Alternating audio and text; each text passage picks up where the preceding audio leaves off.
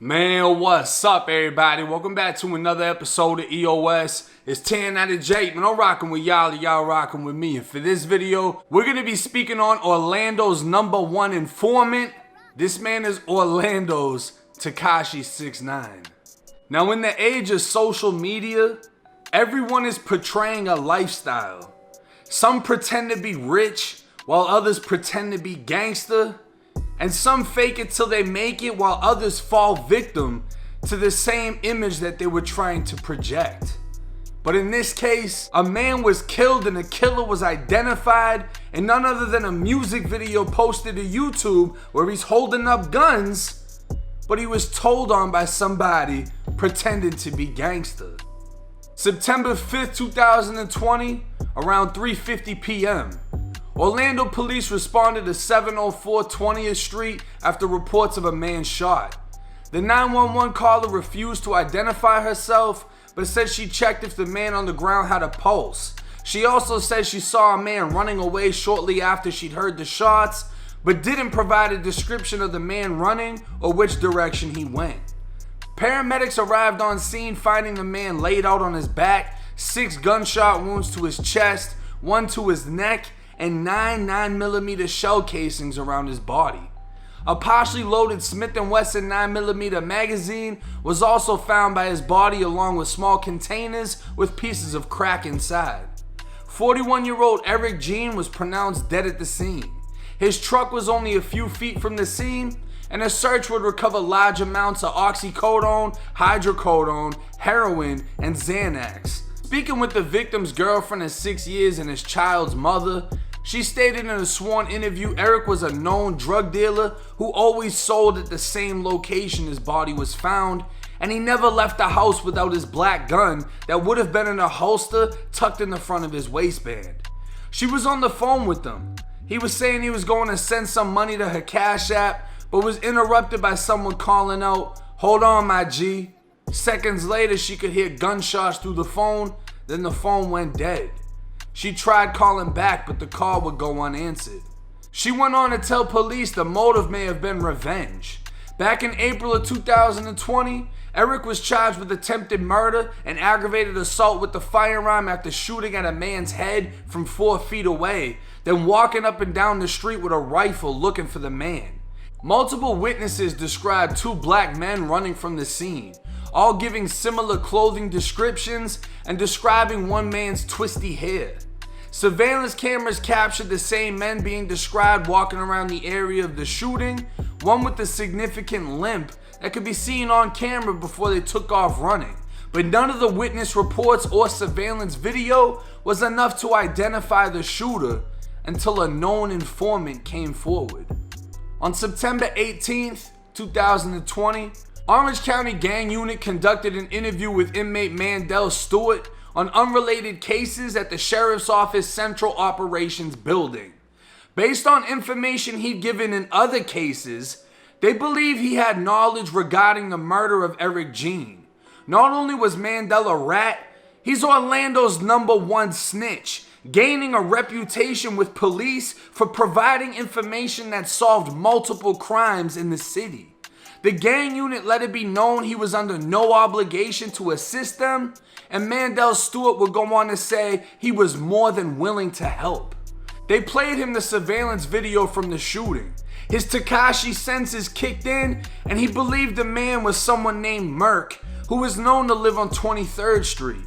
He'd known Merk for years and grew up around him in the Paramore area. He didn't know his government name, but he knew a music video that he was in.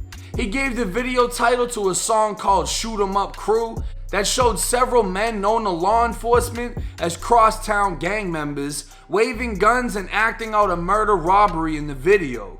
As it played, Mandel Stewart stopped the video at 107, pointing to the shirtless man in the center of the screen, and again at the 111 mark, pointing to the man on the left grinning with the black handgun. Each time, he identified the man as Merk, who he believes was on the surveillance video. Gang unit officers were able to identify Merk as 26-year-old Henry Sharon Jr., Running his name, they learned he'd been arrested just 5 days after the murder, attempting to run from police officers after him and others had been stopped in an area that's had multiple recent shootings. A black Sig Sauer 9mm pistol was found in a fanny pack he was wearing. The Nike Air Max sneakers he was wearing when he was arrested appeared to match the same sneakers seen on surveillance video, and officers later learned Merck was the victim of a drive-by shooting in which he was shot in the ankle, causing him to walk with a significant limp that can also be seen on video. Merck's gun came back matching shell casings left at the scene, proving it was used in the shooting of Eric Jean. Other shell cases were proven to have been fired from a Smith & Wesson, the weapon carried by Eric Jean that was never recovered, and it's believed Eric let off 2 shots while being shot repeatedly. Merck, or Henry Sharon Jr., was charged with first-degree murder and remains in the Orange County Jail.